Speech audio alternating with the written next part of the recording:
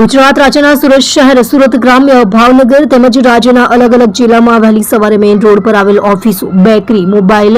દુકાનોના શટરો તોડી ચોરી કરતા શાતીર અને રીઢા આરોપીઓને ઝડપી પાડી ગરફોડ ચોરીના વર્ષો થયેલ કુલ 3 ગુનાનો ભેદ ઉકેલતી સુરત શહેર ક્રાઇમ બ્રાન્ચ પવિત્ર શ્રાવણ માસ નિમિત્તે સુરત શહેર વિસ્તારમાં શાંતિ જળવાઈ રહે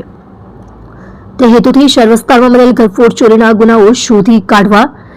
સારું આપેલ આદેશ અન્વયે પોલીસ ઇન્સ્પેક્ટર શ્રી ડીસીબી નાઓની રાહબરી હેઠળ ક્રાઇમ બ્રાન્ચની ટીમો ગરફોડ ચોરી કરનાર ઈસમોને શોધી જબ્બે કરવા સારું વર્કઆઉટમાં હતા. દરમિયાન આર્મ્સ સ્ક્વોડના પોલીસ માણસો શહેર વિસ્તારમાં બનતા ગરફોડ ચોરીના આરોપીની વોચ તપાસમાં હતા. દરમિયાન હ્યુમન ઇન્ટેલિજન્સ તેમજ ટેકનિકલ સર્વેલન્સના આધારભૂત બાતમી હકીકતના આધારે ડક્કાવાળા મકાઈ પુલની નીચેથી આરોપી અરવિંદ ઉર્ફે રાજુ હિંમતભાઈ મકવાણા રહે બજરંગ થિયેટરની પાસે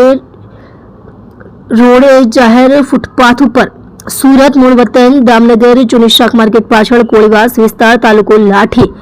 જિલ્લો અમરેલી નાઓને આજરોજ ચોરી કરવાના સાધનો સાથે ઝડપી પાડવામાં આવે છે. જેની પાસેથી ચોરીના પૈસાથી ખરીદેલ મોબાઈલ ફોન તેમજ રોકડા રૂપિયા 10,000 મળી આવેલ છે. તમે જોઈ રહ્યા છો સેવા ટાઈમ ન્યૂઝ ચેનલ અજમલ જાતવની સાથે.